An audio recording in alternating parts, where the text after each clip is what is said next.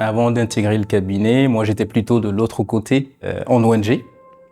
Et du coup, j'y ai évolué pendant plusieurs années en tant que chargé de projet, chef de projet. J'ai terminé coordinateur de programme, de ce qu'on appelle coordinateur de programme multi-pays, dans des pays comme le Mali, le Sénégal, le Bénin, etc. C'est suite à cet intérêt-là et à la connaissance de Ludovic, d'Arnaud, que finalement, je me suis dit pourquoi pas l'audit.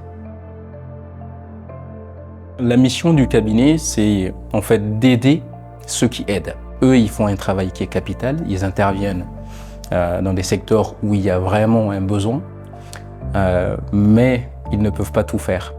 Et justement, ils ont besoin d'experts, partenaires qui puissent intervenir aux côtés d'eux. Nous, notre objectif, c'est de les aider à faire en sorte que cet argent qu'ils reçoivent soit employé de la meilleure des manières possibles, de manière sécurisée, que l'aide puisse aller aux bénéficiaires directs.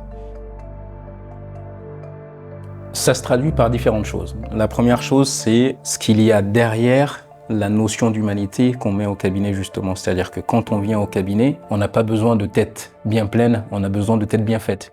Voilà. Quand on a une tête bien faite, c'est-à-dire qu'on peut réussir à s'intégrer au sein d'un collectif, qu'on peut réussir à comprendre les enjeux du secteur, le métier, on peut l'apprendre, mais le savoir-être, il faut qu'il soit là déjà. Au Bangladesh, je suis allé voir le camp de Cox's Bazar, qui est le plus gros camp de réfugiés au monde, et j'ai été particulièrement frappé de voir les soins qui étaient apportés à des femmes enceintes sur place qui bénéficiaient de césariennes de la part d'une ONG médicale. Et donc le fait de pouvoir apporter ces soins-là à des personnes qui en ont besoin, qui n'ont pas d'autres possibilités de réaliser des césariennes, d'aider les femmes dans leur suivi de grossesse, c'est quelque chose qui m'a profondément marqué.